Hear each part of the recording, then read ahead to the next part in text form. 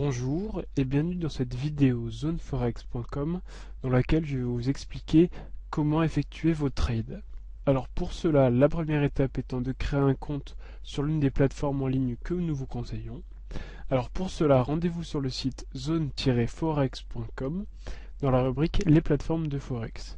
Vous y trouverez une liste des plateformes que nous vous conseillons, dont la plateforme eToro qui est très fortement recommandée pour les débutants en Forex. Donc si tel est votre cas, je vous invite à cliquer sur le logo eToro présent sur cette page. Une fois arrivé sur la page d'eToro, cliquez sur le bouton Se rendre sur eToro. Vous arriverez donc sur le site d'eToro, sur lequel vous pouvez soit créer un compte démo, soit créer un compte trading réel. Libre à vous de faire ce que vous préférez. Donc une fois la plateforme téléchargée et installée, on la lance et on arrive sur cette page-ci. Alors sur le côté gauche, eToro propose un cadre qui va nous être en fait très utile. En effet, celui-ci contient des informations indiquant les choix qu'effectuent les meilleurs traders de la plateforme, les 1000 meilleurs traders pour être exact. Et en fait, on va se servir de ces informations pour nous trader, puisque si les meilleurs effectuent ces actions-ci, eh bien, il n'y a pas de raison que nous, on n'en fasse pas autant. Pardon. Donc je vais prendre l'exemple de la ligne 2 ici. On voit que 100% des 1000 meilleurs traders de la plateforme achètent, puisque c'est en vert, la paire de devises livre sterling face au yen japonais. Donc je vais en faire autant. Je vais sélectionner ma paire de devises que voici. Je vais l'acheter. Et là, 4 paramètres apparaissent. Donc l'effet de levier que je vous conseille de laisser à 100.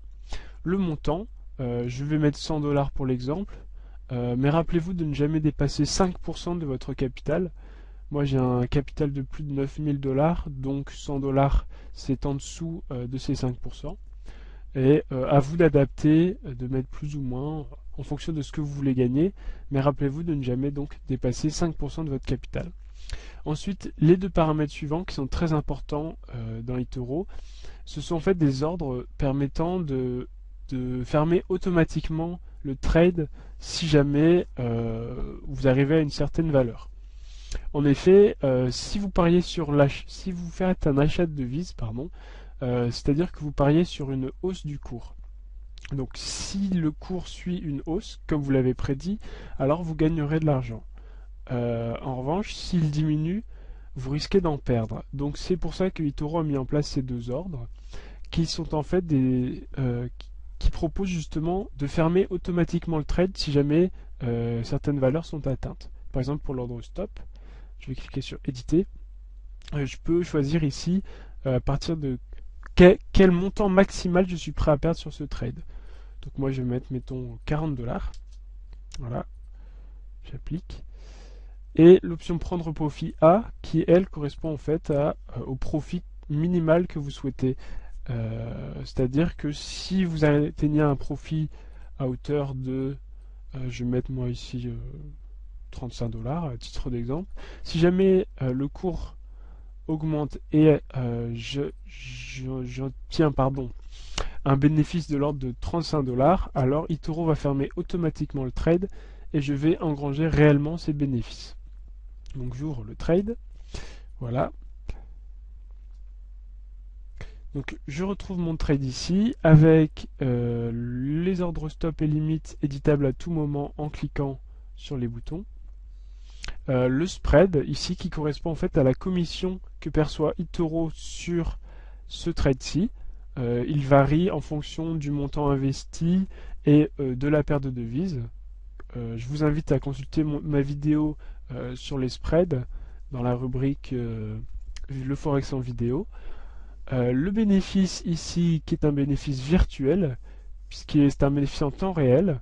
Il faut savoir que comme vous pouvez voir d'ailleurs le marché du Forex fluctue tout le temps et donc les bénéfices sont donc virtuels pour le moment puisque ça change. Donc là je suis perdant pour le moment, mais il se peut très bien que d'ici 40 secondes je sois gagnant.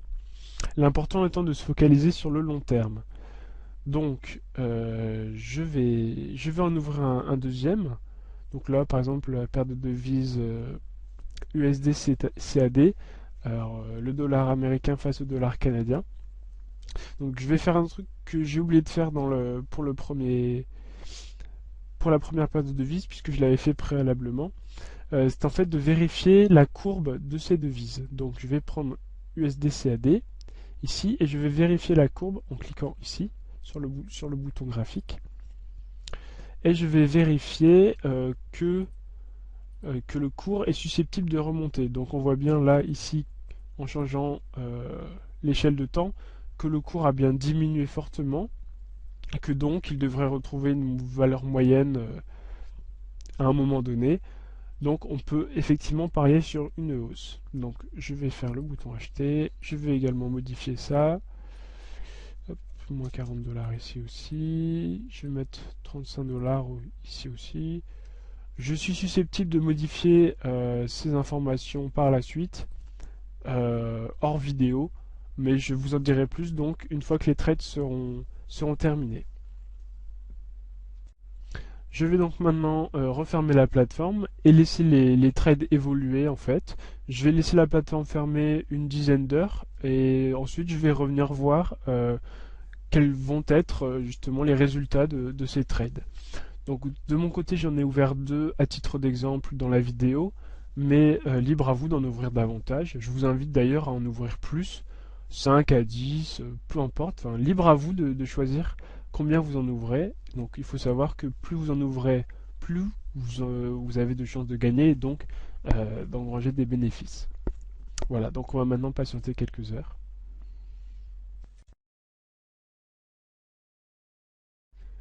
De retour donc quelques heures après l'ouverture de mes trades, je retourne sur la plateforme eToro, sur laquelle je constate d'abord que dans l'onglet position, les 2 trades que j'ai ouverts tout à l'heure n'apparaissent plus.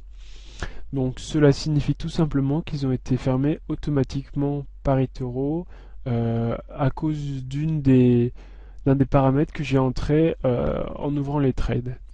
Alors étant donné que j'ai laissé la plateforme ouverte entre temps, je vois dans la barre en haut de la plateforme eToro un petit message d'eToro qui me dit que mon trade dollar US, dollar canadien a été fermé dû à l'ordre prendre profit. J'ai donc réalisé un profit sur ce trade-ci.